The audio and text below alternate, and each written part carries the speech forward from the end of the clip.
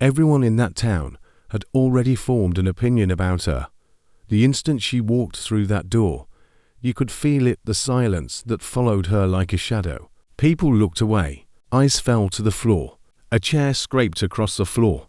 A conversation stopped mid-sentence. No one said a word, but the message was clear and unequivocal. You were not welcome here.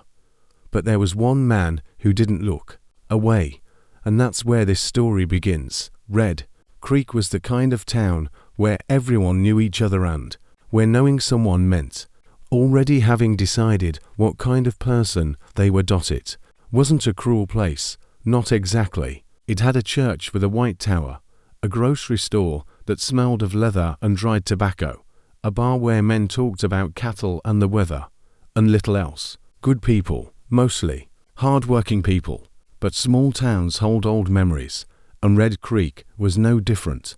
Her name was Clara. No one remembered exactly when the rumors had started. Some said she had run away from somewhere in the east of the country.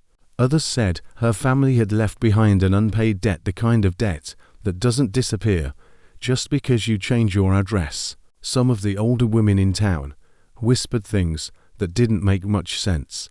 Stories that changed a little each time they were told. None of it was proven. None of it needed to be proven. In Red Creek, a rumor was worth as good as a verdict, and Clara had already been judged, condemned, and sentenced not to prison, not to anything that could be recorded in a logbook, but to something quieter and, in many ways, more difficult: invisibility. She was there, but she wasn't seen. She spoke, and no one heard her. She struck, and no one answered. That's the cruelest kind of punishment, the one that never admits what it is. 11 days had passed since Clara arrived in Red Creek, and in those 11 days, she had learned one thing with absolute certainty. Surviving alone is something completely different from living. She had first tried the boarding house. Mrs. Holt looked at her for a long moment, and then said the room was occupied. Clara had passed by that boarding house 3 times since then, and had never seen a single soul enter or leave. She tried the diner. The woman behind the counter, round-faced, with flour still on her apron, had served the man in front of Clara without saying a word, then turned and began wiping the counter as if Clara weren't there. She stood there for a full 2 minutes before realizing that no one would come to take her order. The cold arrived early that year, an October wind that penetrated her coat and reminded her that a coat is not a roof. And a roof was something she didn't have. She was sleeping in what used to be a stable on the outskirts of town, abandoned, cold, smelling of old hay and rust. She found a folded woolen blanket on the broken door of a stall and took it without ceremony. She told herself she would return it when she found a decent place to stay. She began to think that day might never come. Her hands were raw from the cold. She ate what she could buy, which wasn't much: a piece of bread here, a handful of biscuits there. She wasn't the type of woman who begged. Pride, perhaps, or perhaps just a bitter realization that begging hadn't worked before, and she couldn't stand anyone looking at her like she was made of glass anymore. His name was Holt. It wasn't the same Holt from the boarding house, no relation, at least not that anyone in Red Creek knew of. Just a name he carried, as he carried everything, without explanation. He had arrived in town about 6 weeks before Clara, and in those 6 weeks he might have exchanged 40 words with anyone. He paid for their drinks. He kept his horse hydrated and fed. He worked a few days on the fence at the Callaway Ranch and accepted his pay with a nod. He slept in the room above the saloon that nobody else wanted, because the floorboards creaked all night in the wind. The people of Red Creek had theories about Holt, as always happens in small towns with quiet men. Some said he was running from something. Others said he had lost his wife or a child, that the grief had left him speechless. Some saloon regulars thought he was dangerous, not in an obvious way, not because he was loud or temperamental, but in that way that stagnant water can be dangerous when you don't know the depth. Nobody bothered him, and he didn't bother anyone. Every night, he sat at the corner table of the bar, with a glass of some amber drink in front of him, his eyes scanning the saloon slowly and carefully, like the eyes of a man who had learned to pay attention. He never seemed to be observing. But he always was. It happened on a grey, icy Thursday afternoon. The kind of day that makes the whole world seem smaller than it is. Clara was crossing the main street, her head down against the wind, carrying what remained of her belongings in a rather worn canvas bag. She wasn't going anywhere in particular. She was simply moving, because moving gave her a better feeling than standing still. Holt was leaning against the lamppost outside the grocery store, rolling a cigarette, in no hurry, as always.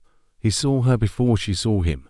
He watched her walk, the peculiar gait of someone who has learned to shrink, shoulders hunched in, eyes on the ground, doing everything in her power to avoid contact or confrontation. He recognized that walk. He had seen it before. He himself had used it once. She tripped. Nothing dramatic, just a loose plank on the sidewalk. One of those that catch you by surprise when you're looking at the ground. The canvas bag fell, and half of its contents spilled onto the damp wooden planks. A tin mug, a folded cloth, a small book with a cracked spine. She was on her knees gathering everything before anyone could react. No one moved on that street. Two men standing outside the barbershop glanced at each other and looked away. A woman sweeping her driveway stopped, reflected, and continued sweeping. Holt didn't move either. He stood there, his cigarette half rolled, watching her kneeling in the cold, trying to reach his few belongings on a street full of people who displayed the peculiar civic skill of not seeing what was right in front of their eyes. 1 second, 2 seconds. Something changed behind his eyes. He propelled himself off the lamppost. He crossed the street slowly, without making a fuss, and crouched down beside her. He picked up the tin mug. He picked up the book, holding it half a second longer than necessary, as if something on the spine meant something to him, and carefully placed it in the bag. He gathered the folded cloth and handed it to her. Without saying a word, she stood completely still. She looked at him, as one looks at something whose reality does not possess, almost expecting it to disappear if she breathed too loudly. He straightened up and extended the bag to her. "It's heavy for one person," he said. That was all. His voice was low and a little hoarse, like something not often used. She took the bag. He nodded once, a nod that is neither a greeting nor a farewell, just an acknowledgement from one human being to another, and turned to leave. And that was it. No speeches, no dramatic gestures, no crowd of spectators who suddenly began to applaud. Just a man picking up a tin mug and a cracked book from a cold sidewalk, because they belonged to someone and she needed help retrieving them. But the two men outside the barbershop were watching now. The woman with the broom had stopped sweeping again, and this time she didn't start again. It wasn't that specific moment that changed everything. Nothing real ever changes in a single instant, no matter what stories might lead you to believe. It was the accumulation of small things, the gradual building of trust, the same way that everything solid is built quietly, unceremoniously, a little at a time. The next morning, Clara found a package on the broken door of the stable stall where she slept.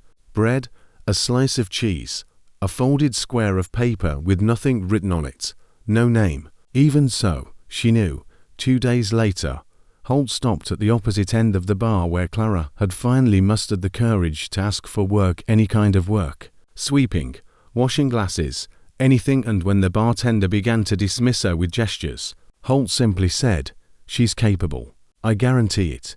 He didn't look at the bartender, or at Clara. He just said it, quietly, to the horizon, and then took a slow sip of his whiskey. She got the job. It wasn't exactly warmth that arose between them, or perhaps it was a warmth of the kind that applies to those who have lost touch with reality, not fire. Nothing bright or dramatic, but the quiet, peculiar warmth of two people sitting close to each other, without either of them needing to move away. He told her very little about himself. She didn't ask. She understood, because she also kept her own silences in the same way. But one night, when the room was silent and the wind rustled against the walls, he told her that he had once been the kind of man an entire town had already decided on before he even opened his mouth, before he had done anything to deserve such a fate. He said this looking at the table. She said nothing. She just nodded, slowly, And that was enough. The whole town was watching everything. And something was loosening in Red Creek. Not breaking. Not a sudden dramatic reversal. Just loosening. Like a fist that slowly opens. Mrs. Holt. From the boarding house, the coincidence of the name seemed almost funny to Clara.